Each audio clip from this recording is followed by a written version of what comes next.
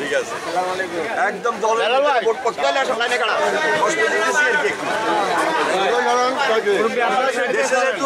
আমাদের তো প্রার্থীকে এটা জানেন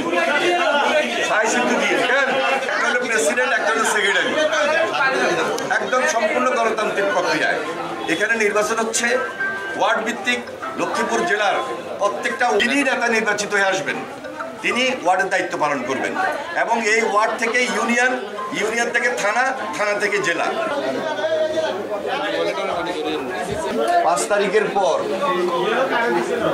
আমরা সংগঠনের প্রতি স্বাধীনতার পর থেকে যারা এই বাংলাদেশে দুঃশাসন, দুর্নীতি, ফ্যাসিবাদ তৈরি করেছিল, ধারাবাহিকভাবে 96 তারা ক্ষমতায় ছিল, একই জিনিস তারা করেছে।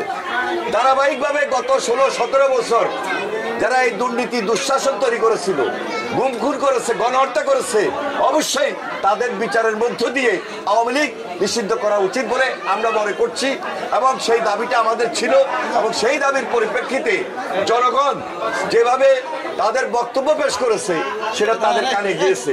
তবে গত কয়েকদিন যাবৎ যে আলোচনাটি হয়েছে, এই আলোচনাটা টেবিলে হতে পারত। যদি টেবিলে হতো তাহলে শাহবাগের ওইখানে যাওয়ার প্রয়োজন ছিল না। সরকার যদি এই উদ্যোগ আগে গ্রহণ করতেন, যেহেতু এই সরকার আন্দোলনের ফসল, সরকার যদি এই উদ্যোগটা গ্রহণ করতেন, একটা টেবিলে সকল রাজনৈতিক দল থাকতো। সেই রাজনৈতিক দলগুলো আলাপ আলোচনার পরিপ্রেক্ষিতে এই সিদ্ধান্তটা আরো আগে হওয়া উচিত ছিল এবং দ্রুত সময়ের মধ্যে বিচার প্রক্রিয়া সম্পন্ন হবে, এটা আমরা প্রত্যাশা করি। দ্রুত আইনি প্রক্রিয়ার মধ্যে বিএনপি একটা গণমানুষের দল, বিএনপি জনগণের দল, বিএনপি সব সময় মানুষের পাশে থেকে কাজ করছে, যেটা শহীদ রাষ্ট্রপতি জিয়া রহমান এবং দেশনেত্রী বেগম খালেদা জিয়ার নেতৃত্ব হয়েছিল। আজকে আমরা সবাই মিলে এই দলকে এমনভাবে সংগঠিত করছি, নেতা নির্বাচিত করছি, আজকে সবাই মিলে আমরা এক এবং ঐক্যবদ্ধ থাকব।